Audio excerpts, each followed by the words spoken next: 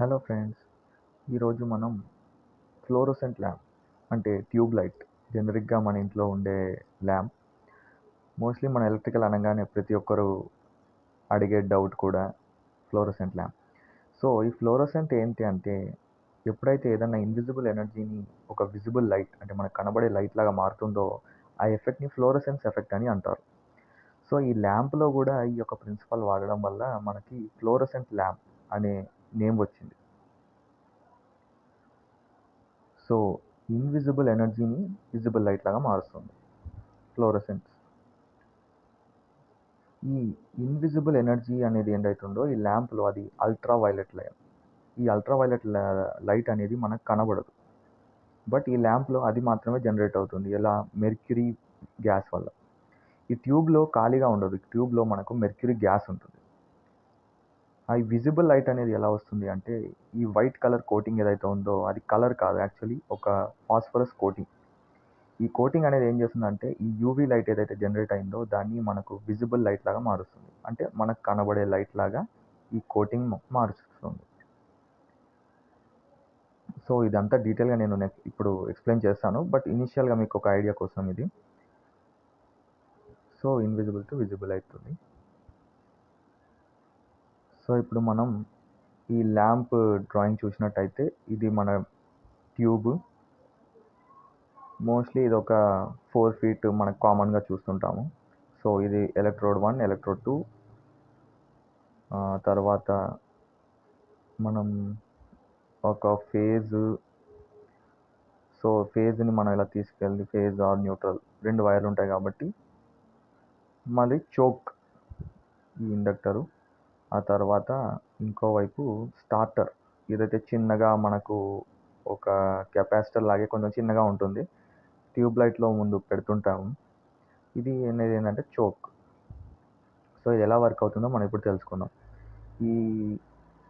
ఈ ట్యూబ్లో ఏంటంటే పైన మనకు కనబడే వైట్ కలర్ అనేది ఫాస్ఫరస్ కోటింగ్. ఇదే మనకు ఆ యూవీ లైట్ని విజిబుల్ లైట్ లాగా మారుస్తుంది.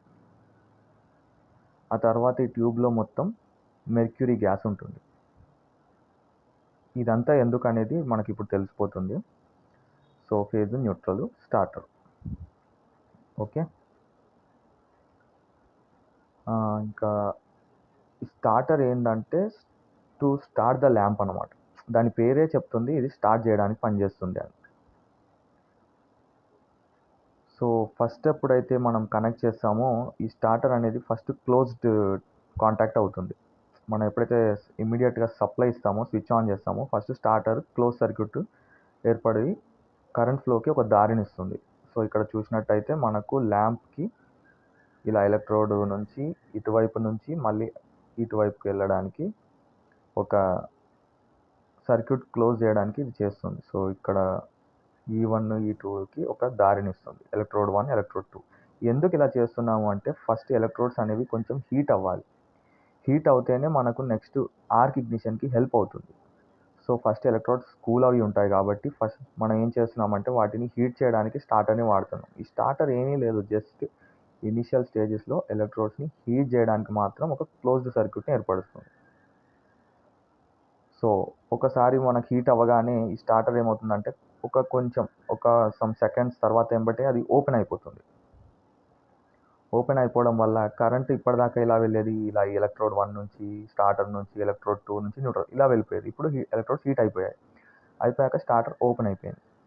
ఓపెన్ అయిపోయాక ఏమైంది, కరెంట్కి వెళ్ళడానికి ఇప్పుడు స్టార్టర్ అనే రూట్ లేదు. సో డెఫినెట్గా ఈ ట్యూబ్లో నుంచే ప్రయాణించాలి. ఆల్రెడీ ఎలక్ట్రోడ్స్ హీట్ అయి ఉండడం వల్ల ఎంబటే ఆర్క్ ఇగ్నైట్ అవుతుంది.